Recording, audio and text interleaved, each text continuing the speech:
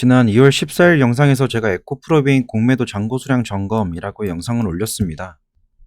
이때 내용을 요약을 해보면 9분짜리긴 한데 핵심은 이거예요. 주가가 지금 이렇게 오르긴 했지만 여기서 추가로 공매도가 들어오기 어려울 거다. 왜냐면 여기서 잘못 들어왔다가 만약에 슈팅 나오면 청산될 수도 있기 때문에 지금은 숏 커버링 수준이지만 잘못 공매도 쳤다가 여기서 슈팅 나오면 숏 커버링이 아니라 숏 스퀴즈가 나와서 강제로 시장가로 매수하게 될 수도 있기 때문에 나라면 절대 여기서 공매도 못 칠 것 같다 라는 의견이었고요. 이때 당시에 10일과 13일과 14일의 잔고 금액 기준으로 얼마가 남았는지를 확인을 해야지, 이 증감률이 어떻게 되는지 봐야지 제 예상이 맞았는지 틀렸는지를 검증할 수 있겠죠. 근데 오늘 기준으로 보니까 15일까지 나왔습니다. 궁금했던 데이터가 여기부터였죠. 385만 기억하시면 될 것 같아요. 수치를 바꾸지 않았습니다. 이후로 많이 증가 안 했어요. 실제로 14일까지는 거의 증가하지 않았고요. 저번 주 15일날 좀 증가하긴 했는데 이거는 굉장히 미미한 수치입니다. 이전에 같은 가격대에 있을 때는 이 정도로 소극적으로 잔고 금액의 증감률이 이렇게 미미하지 않았기 때문이죠. 그래서 결과적으로는 공매도가 들어오기 쉽지 않았다라는 게 어느 정도 증명이 되었고, 다만 눈여겨볼 수 있는 거는 잔고 금액 기준으로 장중에는 거래가 좀 많았다라는 거. 9일날 공매도 거래량이 그 이후로 조금 유지가 되곤 있긴 합니다. 거래량은 많은데 잔고 금액은 없다. 이게 어떤 걸 의미하냐면 장중에 공매도는 계속 치는 겁니다. 숏은 계속 쳐요. 근데 장 막판에 다시 상환하고 그 다음날을 보는 거죠. 어떤 태도이냐? 여러분이 어떤 주식에 물려 있을 때 많이 떨어졌잖아요. 그러면 사고 팔고 사팔사팔한다 하죠. 얘네 입장에서도 이 가격에서 떨어져야지 본인들의 손익비까지 다시 내려오는 건데, 장중에 아무리 공매도를 쳐도 장중에 계속 시장가로 매수가 들어오는 겁니다.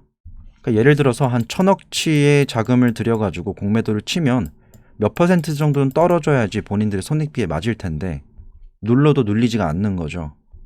그래서 노력은 하고 있습니다만은 그 외에 별다른 효과는 없다는 거, 그게 지금 현 상황이고요. 공매도 기준으로. 이러한 매매 성향을 미루고 봤을 때 결국 현 위치에서 공매도를 치는 그 자금들은요, 하방으로 크게 빠질 거라는 확신이 없는 거고, 현재 본인들의 공매도 포지션 자체에 대한 자신이 없는 겁니다. 그래서 이전 영상에도 말했다시피 저는 숏을 치는 것 자체는 그냥 전략 중에 하나라고 생각을 해요. 근데 숏으로 어떤 주식이나 아니면 선물이나 어떤 매매든 롱으로 먹는 것보다 숏으로 먹는 게 훨씬 더 어렵습니다. 왜냐하면 저번에도 말했다시피 숏 잘못 치다가 진짜 뚝배기 터져요. 물리적으로 터지는 건 아니지만 정말 멘탈 나갑니다. 이건 숏 한번 물려보신 분들은 알 거예요. 뭐 코인이든 아니면 주식 선물이든 해외 선물이든 확률적으로 숏이 롱을 이기긴 되게 어렵습니다. 이게 왜 그런가 저도 뭐 매매 전략적으로도 생각을 해보고 여러 상상을 해봤는데, 잘 생각해보니까 그냥 우리가 살고 있는 이 삶에 대한 순리 자체가 결국 위로 향하기 때문인 것 같아요. 두 발을 땅에 딛고 성장한다라고 표현을 하지, 우린 태어나서 죽음으로 향해 간다 뭐 이렇게 표현 안 하잖아요. 물론 그렇게 철학적으로 표현하는 것도 있긴 하지만, 그러다 보니까 공매도에 대한 많은 분들이 거부감을 가지고 있는 게 당연한 건데, 지금의 상황에서 에코프로베임 내에서요, 공매도는 주가 상승의 자양분이 되고 있습니다. 이게 어떤 말이냐면 결국 어떤 종목이든 섹터든 아니면 시장이건 결국 이걸 크게 움직이는 거는 탐욕입니다. 그리고 탐욕은 투자해서 내가 가지고 있는 자산 대비 레버리지를 이용을 해서 더 많은 자금을 끌어올 때 그렇게 시작이 되고요. 여러분처럼 일반적으로 주식을 현물로 취득하시는 분들은 시장을 유지하는 투자 개념입니다. 근데 탐욕을 인해서 내가 가지고 있는 자산 대비 더 많은 금액을 끌어와서 대출하고 신용해가지고 매수하는 사람들이 있죠. 그리고 반대로 남의 주식을 빌려서 파는 공매도가 있습니다. 결국 우리는 그냥 멀쩡한 좋은 기업에 투자를 해놓으면 얘네들에 의해서 움직이는 거예요. 근데 한 가지 중요한 개념이 있어요. 신용과 공매도는 완전 반대잖아요. 하나는 돈을 빌려서 롱에 베팅하는 거고, 하나는 돈을 빌려서 하방에 베팅하는 거잖아요. 이게 재밌는 게 신용을 써서 매수하는 사람들이 그렇게 저는 달갑지 않은 이유가 잠재적 매도자입니다. 남의 돈을 빌렸기 때문에 언젠가는 그걸 상환하기 위해서 팔아야 돼요. 그래서 당장은 매수자이지만 잠재적 매도자가 되는 거고요. 공매도는 당장은 팔지만 나중에 결국 사야 되는 애들입니다. 공매도를 싫어하는 거는 당장 빌려서 지금 주가에다가 공매도를 쳐버리기 때문에 당장에는 매도가 되기 때문에 기분이 나쁜 거죠. 근데 걔네도 언젠가는 다시 사줘야 돼요. 근데 그게 만약에 본인들의 예상과는 다르게 반등이 세게 나왔어요. 그러면 비싸게 사주는 겁니다.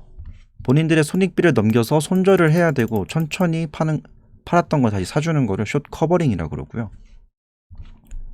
10,000원에 쳤어요. 근데 12,000원 넘어가면 손익비가 깨져요. 그럼 요때부터 강제로 시장가를 매수하게 되는 거를 숏 스퀴즈라고 합니다. 아직까지는 제가 보기에는 숏 커버링 상태이고요. 여기서 정말 많이도 필요 없고 10%만 슈팅이 나온다라고 하면 숏 스퀴즈가 나올 겁니다. 뭐 그럴 가능성이 한 반반 정도 되는 것 같은데, 만약에 어느 날 여러분이 지금 가격 수준에서 10% 정도의 슈팅이 나온다 했을 때 차트 보지 마시고요. 호가창 한번 봐보세요. 호가창 이렇게 나눠져 있잖아요. 이렇게. 그럼 비정상적으로 여기 있었던 물량들이 갑자기 어딘가로 빨려가는 게 보일 겁니다. 체결창에 막 뜨고. 그게 일정 수준 넘어가서 숏 스퀴즈 나올 때 그렇게 시장가로 매수 체결이 됩니다. 여튼 오늘의 영상은 이 정도로 마무리하면 될 것 같습니다. 현재 에코프로베인 공매도 잔고 상태를 봐도 별로 그렇게 자신감이 있어 보이는 모습은 아니고요. 지금은 보유자 기준에서 여기서 한 번만 더 그냥 완전 로켓 슈팅은 원하고, 공매도 입장에선 누르고 싶을 텐데 거래량을 보니까 계속 공매도를 치고 있긴 한데 이게 CRE도 안 먹히는 것 같아요. 다들 원하는 만큼 많이 드시길 바랍니다. 오늘의 영상 여기까지입니다.